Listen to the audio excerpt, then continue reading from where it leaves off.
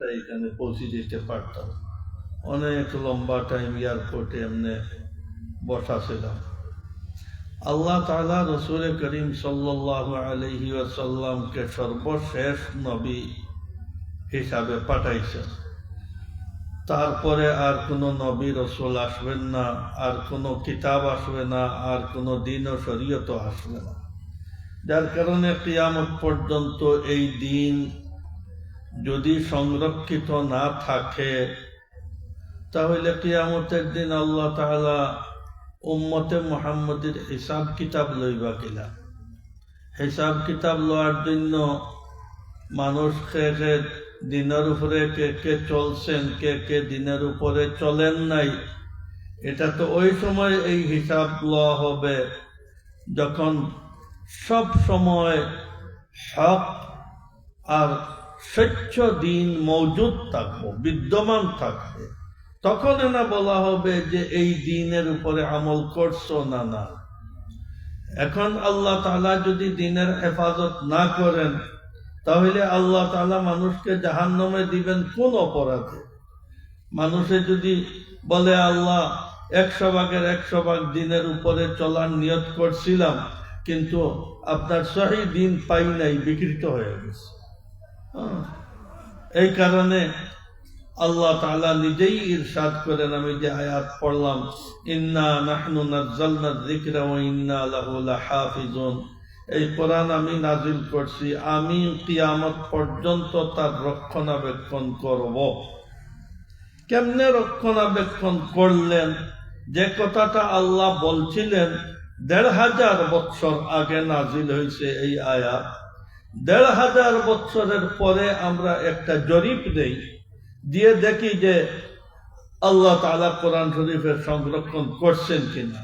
তা আমরা জরিপ দিয়ে দেখলাম যে পৃথিবীতে জাপানে যে কোরআন শরীফ তিলাওয়াত হয়, ভারতে ওই কোরআন শরীফ তিলাওয়াত হয়, মিডল ইস্টে ওই কোরআন শরীফ তিলাওয়াত হয়, আফ্রিকা, ইউরোপ, আমেরিকা, অস্ট্রেলিয়া, গোটা বিশ্বে কোরআন শরীফ যেখানে যতটুকু লম্বা পড়া, যেখানে শর্ট পড়া, যেখানে ইদগাম, যেখানে আপনার তসদিদ, যেখানে ওয়াকফ করা, যেভাবে তিলাওয়াত সারা পৃথিবীতে এক সমান তিলাওয়াত।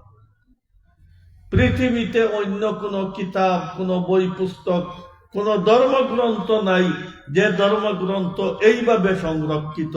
আল্লাহ তাআলা ১৫০০ বছর রাসূল সাল্লাল্লাহু আলাইহি ওয়াসাল্লাম যেভাবে পড়ছিলেন, এইভাবে আজকেও এইটা সারা বিশ্বে তিলাওয়াত হইতেছে। তাহলে তার রিডিং এর সংরক্ষণ পাইলাম, তার মানা মতলব, আর তার মধ্যে যত ইবাদতের কথা লেখা, যেমন নামাজের কথা আসছে, আকিমুস সালাতা, যাকাতের কথা আসছে, আতুজ যাকাতা, এরপরে রোজার কথা আসছে, কুতিবা আলাইকুমুস সিয়াম কামা কুতিবা আলাল্লাযিনা মিন ক্বাবলিকুম লাআল্লাকুম তাত্তাকুন। এই সব ইবাদত, হজের কথা আসছে, উমরার কথা আসছে। তাহলে এই সব ইবাদতের গড় গঠন, নামাজের গড় গঠন কি, হজের গড় গঠন কি, যাকাতের গড় গঠন কি? শুধু কোরআন শরীফে আছে আতুজ যাকাতা, যাকাত দাও। কোন মালের কতটুকু পরিমাণ, কত দিনে যাকাত দিব, কতটা গরু হইলে যাকাত আছে, কতটা ছাগল হইলে যাকাত আছে, কতটা ঘোড়া হইলে যাকাত আছে, কতটা ব্যবসায়ী মাল হইলে যাকাত আছে, কতটা স্বর্ণরূপা হইলে যাকাত আছে, কতটা উৎপন্ন দ্রব্য কত হইলে তার যাকাত রসুল কত আছে। এই সবের গড় গঠন রাসূল করিম সাল্লাল্লাহু আলাইহি ওয়াসাল্লাম বয়ান করছেন। আর এইগুলা আজ পর্যন্ত সংরক্ষিত। পৃথিবীর কোন অমুসলিমও এই আপনার প্রশ্ন উত্থাপন করে নাই যে যাকাতের নেশাবের গড় গঠন বদলি গেছে, নামাজের গড় গঠন বদলি গেছে, রোজার গড় গঠন বদলি গেছে, হজ উমরার গড় গঠন বদলি গেছে। আজ পর্যন্ত কেউ বলে নাই। তাহলে যেটা ১৫০০ বৎসরের জরিপি রিপোর্ট, যে দিন সংরক্ষিত, এই দিনকে কে সংরক্ষণ রাখলো? আল্লাহ তাআলা যে বললেন আমি হেফাজত করব, কে করলো?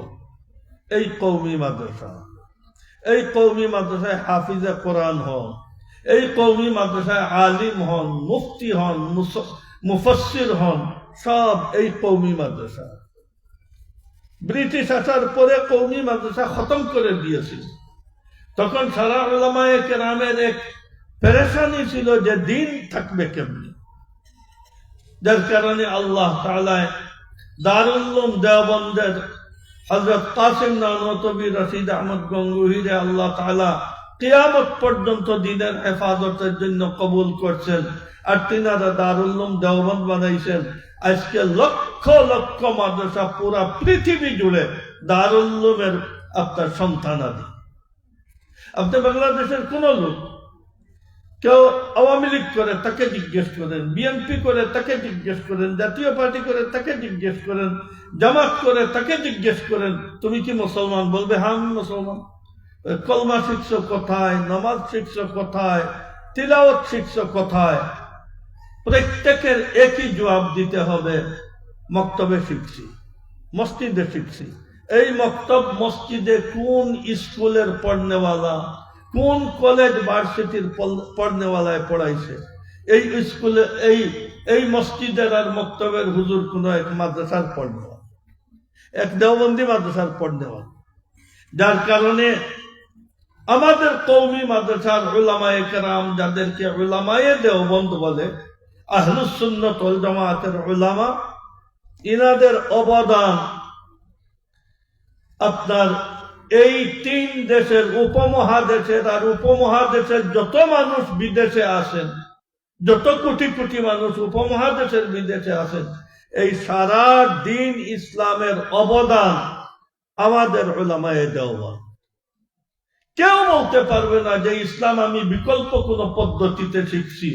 এইটাই বলতে হবে বাধ্যতামূলক আমি দেওবন্দি আলিমদের কাছ থেকে দিন শিখছি।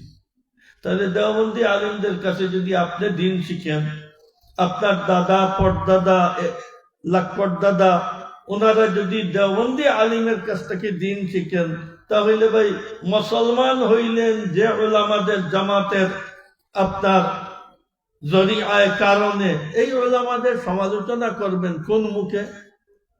ইসলাম পাইলেন যাদের কাছ থেকে, তাদের সমালোচনা করবেন কোন মুখে? আর এই তিন দেশে হিন্দু মুসলিম যত মানুষের দেশ পরিচালনা করছে, হিন্দুস্তানে হিন্দুরা দেশ পরিচালনা করে, পাকিস্তান বাংলাদেশে মুসলমানরা বিভিন্ন দলে দেশ পরিচালনা করে। এই দেশ পরিচালনার সুযোগ জমিয়তে উলামার মাধ্যমে এই তিন দেশের লোক পাইছে।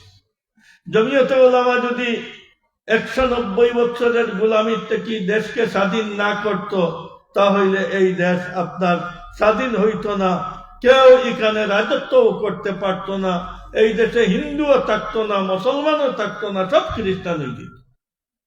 যার কারণে জমিয়তে উলামার অবদান এই দেশের স্বাধীনতার ব্যাপারে, ইসলামের অবদান উলামায়ে দেওবন্দের আপনার মাধ্যমে, এই জিনিসগুলাকে আমাদের সবাই জেহেনে রাখা দরকার। এই কারণে আমরা সব সময় উলামাদের সহায়ক থাকব, তাহলে দিন মাহফুজ থাকবে। আল্লাহ তাআলা এই মাদ্রাসা আরো तमाम কওমি মাদ্রাসাকে আল্লাহ তাআলা হেফাজত করুক, দিন দিন তরক্কি দেওক। আর আপনাদেরকে কওমি মাদ্রাসার উলামাদের সাথে মিলেমিশে থাকার মওত পর্যন্ত আল্লাহ তাআলা তৌফিক দান করুক। ওয়া আখিরু দাওয়ানা আলহামদুলিল্লাহি রাব্বিল আলামিন। আলহামদুলিল্লাহ ফালিল্লাহিল হামদু রাব্বিস সামাওয়াতি ওয়া রাব্বিল আরদি রাব্বিল আলামিন ওয়া লাহুল কিবরিয়াউ ফিস সামাওয়াতি ওয়াল আরদি ওয়া হুয়াল আজিজুল হাকীম। আল্লাহ এই মজলিস মোবারক মজলিস বানাও। যত মানুষ এখানে আসছেন, তকলিফ করছেন, সময় দিয়েছেন, এখনো যারা বসা আছেন, তাদের দুনিয়া ও আখিরাতের বালাই দান করো, তাদের সুস্থতা দান করো। মওত পর্যন্ত রুকু সিজদা করে নামাজ পড়া, ওযু গোসল বাথরুম নিজে নিজে করার তৌফিক দান করো। মওত পর্যন্ত উলামায়ে হাক্কানি রব্বানীদের সাথে মিলেমিশে থাকার তৌফিক দান করো। যেদিন হায়াত শেষ হয় কলমার সাথে আমাদের সবাই মৌত করো। আল্লাহ আমাদের ব্যবসা বাণিজ্য, ক্ষেত খামার, চাকরি নকরির মধ্যে খয়র বরকত দান করো। আল্লাহ আমাদের আহল আওলাদকে হেফাজত করো। বিদেশে যত ছেলে বাতিজা আছে এদেরকে হেফাজত করো, সুস্থতা দান করো, হালাল রুজি রোজগারের তৌফিক দান করো।